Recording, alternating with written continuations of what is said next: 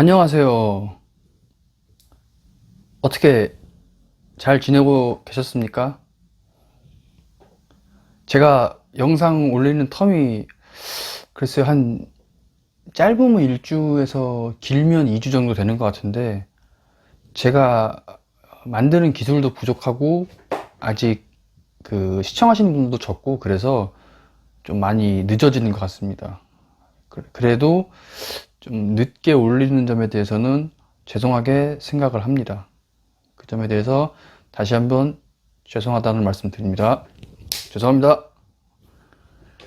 자, 오늘은 우리가 일상에서 흔히 보고 우리가 흔히 안다고 생각하는 거지만 사실 제대로 따지고 들어가면 잘 모르는 것들에 대해서 알아보려고 할 건데, 그 중에 하나가 바로 태극기입니다.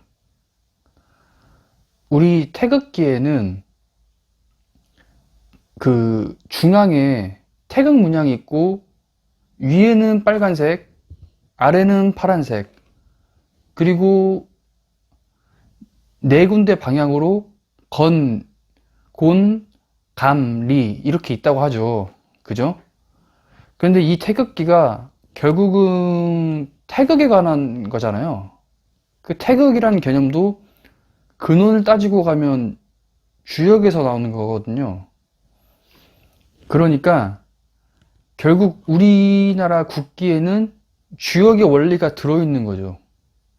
그래서 이 주역이 말하는 바와 주역의 기초에 대해서 알아보고자 합니다. 주역은 일단은 점치는 책입니다. 그런데 단순히 점만 치는 책이었으면 육아의 경전으로 남아있질 못했을 거예요. 왜냐하면 육아는 미신을 배격하니까. 예. 그래서 이 주역이란 게 점치는 책의 성격도 있지만, 점이라는 성격도 있지만 또 철학적 성격도 가지고 있거든요. 철학.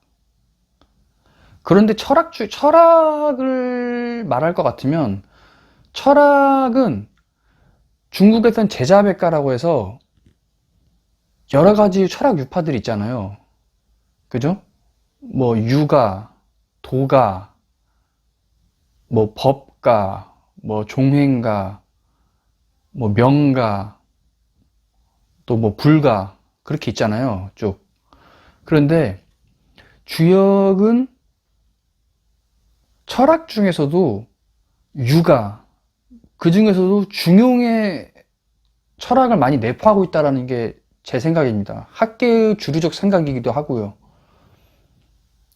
그리고 유가 철학, 중용 철학만 있는 것이 아니라 변화에 대한 철학입니다. 변화. 주역을 구성하는 괴가 총 64개거든요. 그 64개에 대한 설명은 나중에 조금 이따 할 텐데, 이 64개가 이제 우주 만물의 변화하는 형상을 그린 것이다. 이렇게 설명을 대부분 하죠. 그래서 일단 주역이 뭐냐라고 묻는다면, 첫째, 일단은 점치는 책이다. 점의 성격이 있다. 그렇지만 점만 있는 것이 아니라, 두 번째, 철학적 성격도 있는데 특히 그 중에서 중용의 철학을 갖고 있다.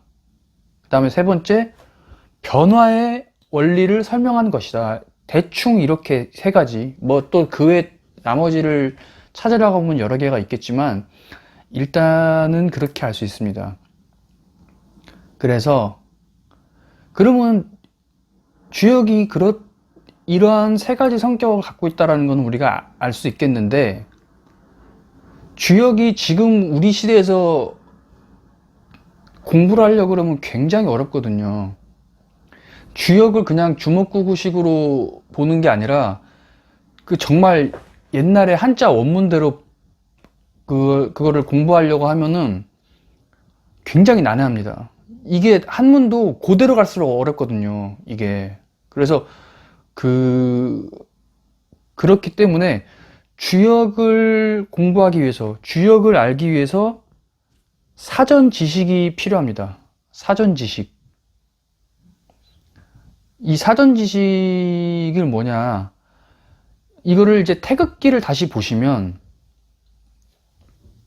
중앙에 태극 문양이 있죠. 동그라미. 중앙에 동그라미가 있고 그 동그라미 주변으로 이렇게 주역 개들 있잖아요. 짝대기가. 그죠?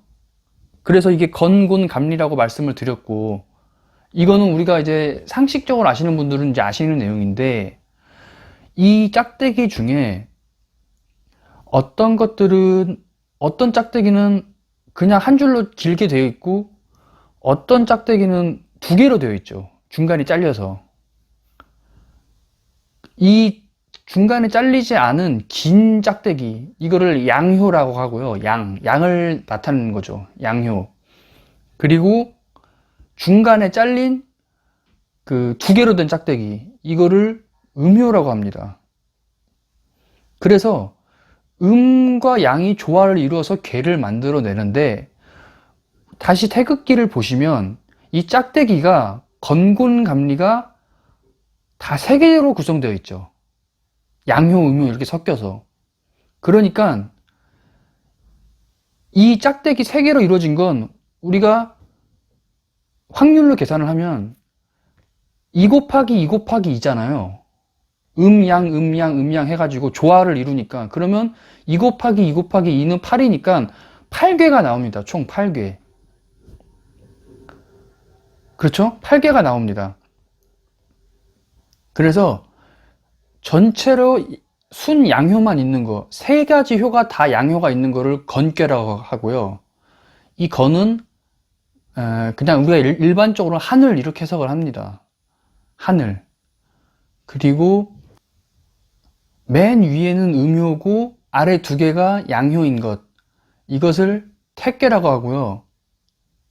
연못, 윤택함 이렇게 해석을 하고, 맨 위와 맨 아래가 양효인데 중간에 음효인 것, 이거를 리괴라고 하고요. 불, 밝음 이런 뜻이 있고요. 그 다음에 맨 위에서 중간효가 음효 두 개, 그리고 맨 아래가 양효, 이거를 진괴라고 하는데 뜻은 우레 이런 뜻이 있고, 그런 다음에 맨 위의 효가 양효고 중간효도 양효고 맨 아래가 음효인 것, 이거를 손괴라고 하고요. 바람 이런 뜻이 있습니다. 그리고 맨 위효와 맨 아래효가 음효이고 중간효가 양효인 것, 이거를 감괴라고 하고요. 물 또는 구덩이 이런 뜻이 있고, 맨 아래효만 양효고 중간에 밑에 두 개 효가 음효인 것을 간괴라고 하는데, 이거는 산 또는 멈추다 이런 뜻이 있고요. 마지막으로 세 개의 효가 모두 음효인 거, 이거를 곤괴라고 하는데, 이게 땅 또는 유순하다, 부드럽다 이제 이런 뜻이 있습니다. 그래서 총 8개의 개가 됩니다. 예, 그래서 우리가 건곤을 건 승부다, 건곤일척이라고 하잖아요. 그때 이 건곤도 여기서 나옵니다. 이게 건곤이. 그런데 우리가 이제 이렇게 8개, 그러니까 효가 3개 있는 것을 소성괴라고 합니다. 이게 소성괴. 그런데 이게 여기서 그치지 않고 이 소성괴 위에 하나를 더 붙이면, 또는 아래에 하나를 더 붙이면, 그러니까 소성괴가 2개가 되면은 대성괴라고 해서 총 6효가 됩니다. 그래서 주역의 경전에는 이 대성괴를 중심으로 64개가 펼쳐져 있습니다. 그렇죠. 조합이 88에 64잖아요. 소성괴 2개가 하나의 대성괴가 되니까 88에 64에서 총 64개의 대성괴가 설명이 되어져 있습니다. 주역 체계는. 그러면 이 양효와 음효로 결국 구성된 거잖아요, 주역은. 그러면 양과 음이 뭐냐? 이거는 굉장히 설명하기가 어렵지만, 우리가 그냥 여기서는 전문적으로 하는 건 아니고 기초를 배우는 거니까, 그냥 단순 도식으로 설명을 하면요, 이건 철저하게 이분법적으로 그냥 설명하는 겁니다. 설명의 편의상. 양은 남자, 음은 여자. 그 다음에 양은 강맹함이고요. 음은 부드러움이고. 양은 따뜻하고요. 음은 차갑고요. 양이 태양이면 음은 달이고요. 양이 낮이면 음은 밤이고요. 양이 봄과 여름이면 음은 가을과 겨울입니다. 그리고 양이 확장하는 성질이 있다면 음은 수축하는 성질이 있습니다. 그래서 이러한 성질이 다른 음과 양으로 부호를 만들고, 그 부호가 3개가 모이면 소성계가 되는데, 2를 3번 곱하잖아요. 소성계는 효가 3개 있으니까. 그래서 8개가 되고, 이 8개가, 이 소성계 2개가 다시 합쳐지면 대성계가 되는데, 소성계가 8개니까 소성계 2개는 88에 64에서 대성계가 되는 거죠. 그래서 64개가 되는 겁니다, 대성계는. 이제 그렇다는 거, 기본 체계가 그렇다는 겁니다.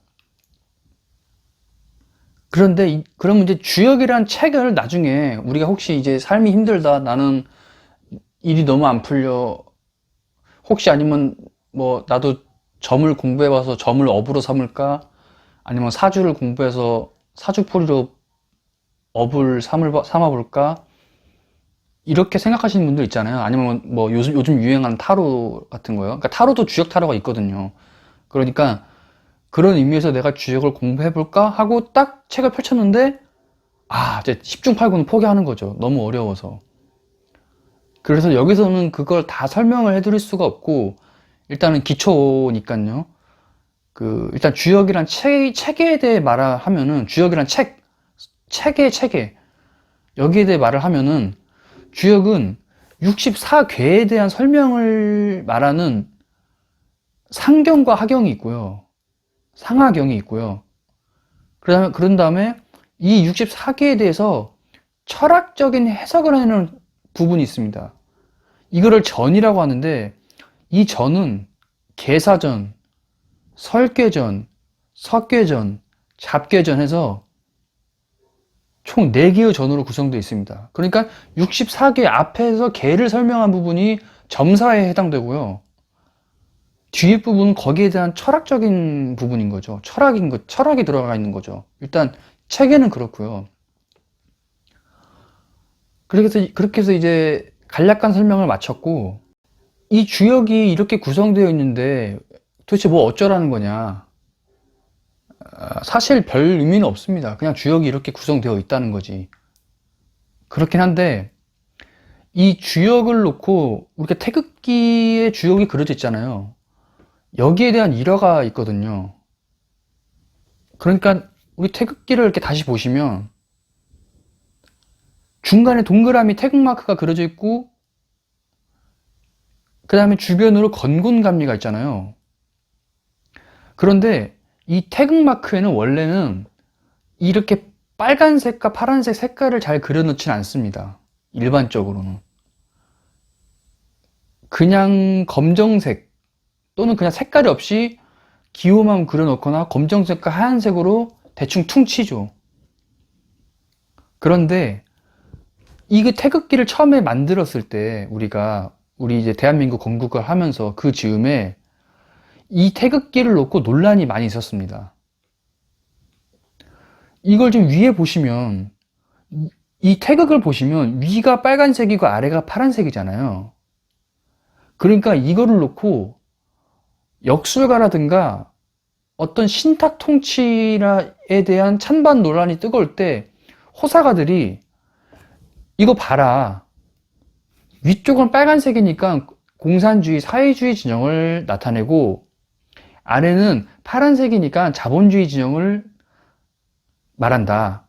자본주의 또는 자유주의. 그래서 이 형국이 남과 북이 분단되는 형국이다. 위쪽은 사회주의와 아래쪽은 자본주의, 자유주의로.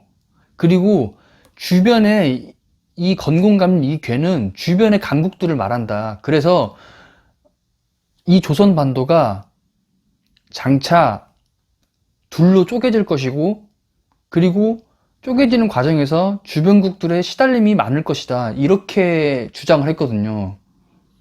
사실. 물론 좀 황당하게 그지없는 주장이죠, 이거는. 사실. 그런데 그런 주장이 있었습니다. 그래서 이거를 놓고 이 국기를 다시 만들어야 된다, 이런 주장이 많았거든요. 이게 징조가 안 좋다, 불길하다. 그런데 이 국기가 만들어지고 실제로 분단이 되고 전쟁이 났잖아요. 그래서 그죠? 그래서 그렇게 됐는데 지금 몇십 년이 지난 오늘날에는 우리가 올림픽 개최를 할 때도 그 태극기를 안 쓰고 이렇게 한반도기라고 그걸 쓰잖아요. 그죠? 한반도기가 이렇게 한반도 전체가 그려져 있고 전부 하늘색이나 파란색처럼 그려져 있잖아요. 저는 사실 이것도 북한에서 이걸 동의해 준 건지 모르겠는데, 아무튼 만약에 동의를 해줬다면 되게 좀 의미가 있다고 생각을 하는데, 이거를 좀 재밌게 방금 말한 어떤 역술적 관점에서 보면 이게 이제 뭔가 통일의 기운이나 분위기가 물씬 풍기는 그림이지 않습니까? 이게. 그래서 좀 돌아가는 형세를 보면 좀 재밌게 보일 때도 많습니다, 사실. 그래서